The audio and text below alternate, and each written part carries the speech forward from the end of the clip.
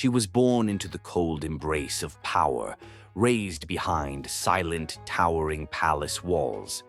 From her first breath, she was taught that emotions were a fatal weakness, a crack in the royal armor. But destiny does not care for the rules of men. Sometimes it forces the human heart to choose what tradition forbids and what honor must punish. That was the night her life changed. This is the forgotten legend of a Japanese princess who fell in love with the one man her kingdom had sworn to destroy, a love so dangerous that history itself tried to erase it. Long ago, during the age of blood and samurai, her future was decided before she could even speak. Every breath belonged to the throne. Every dream she had was never truly her own. She learned to walk with effortless grace, to bow without a single question, and to hide her deepest feelings behind eyes as calm as glass. Love was never mentioned. Obedience was her only god. Yet beyond the distant, mist-covered mountains, far from the safety of the palace, lived a rival clan led by a feared warrior whose name echoed across every battlefield like a dark, holy curse. To his own people, he was a protector, a beacon of hope, and a hero. But to her kingdom, he was a monster, blamed for endless bloodshed and generations of bitter, relentless war. The princess was warned from childhood never to speak his name, never to imagine the lines of his face, and never to believe that a sworn enemy could ever possess a human heart. One silent night, while the silver moon watched from above, fate ignored every ancient warning. It stepped directly into her path, changing the course of her history and her heart forever. A wounded man collapsed near the edge of the palace garden, bleeding into the white lilies. His armor was shattered, his breathing was heavy and weak, and death was standing frighteningly close. When she pulled back his mask and saw his face, her heart froze in her chest. It was him, the legendary enemy, the very man she had been taught to hate for her entire life. One single scream could have ended the war that night.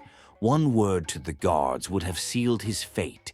Instead, she made a choice that would slowly destroy everything she knew. She chose mercy over duty. She hid him in the shadows, treated his deep wounds, and listened as the enemy spoke not with hatred, but with the heavy weight of exhaustion and pain. They met again in the secret corners of the estate, always under the thick cover of darkness. Fear followed every meeting like a ghost, but so did an unfamiliar, beautiful sense of peace. They spoke of dreams that were never allowed to exist in the daylight. They spoke of a world without war, and of the simple, quiet lives they wished they had been born into. Love grew slowly, quietly, and dangerously between them. Every heartbeat felt like an act of betrayal against her blood. Every stolen moment together risked a violent and certain death for them both. They knew their love could never survive the harsh light of day.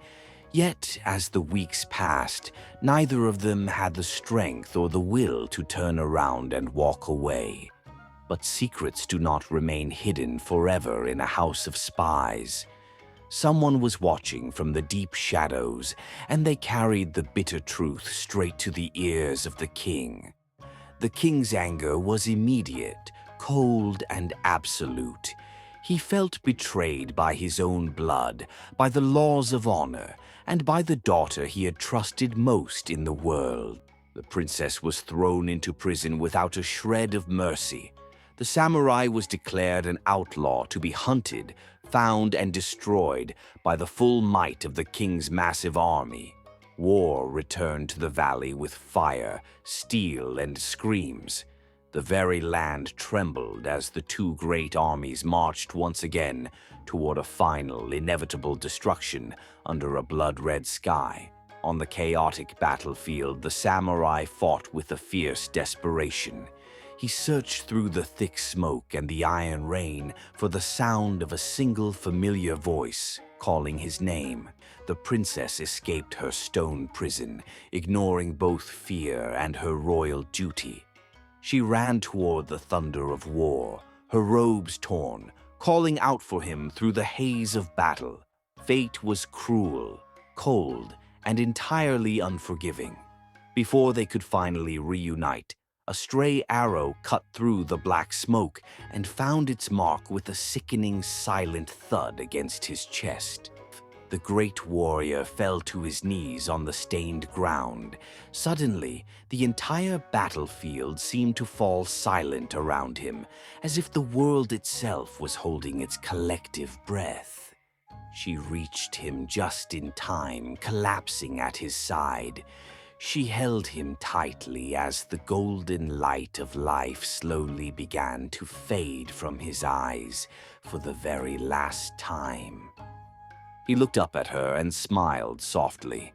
It was not a smile of regret or bitterness, but one of pure peace, knowing that in the end, he had been truly loved. The war ended that day, but the princess lost her voice forever.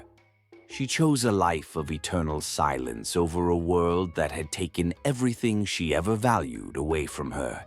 Many years passed, and the palace gardens grew quiet and overgrown, but the local villagers say her shadow can still be seen wandering beneath the pale light of the full moon.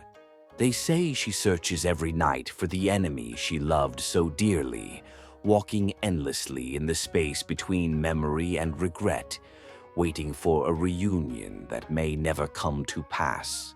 Because some legends are not written by the pens of kings, the might of armies, or the glory of victories.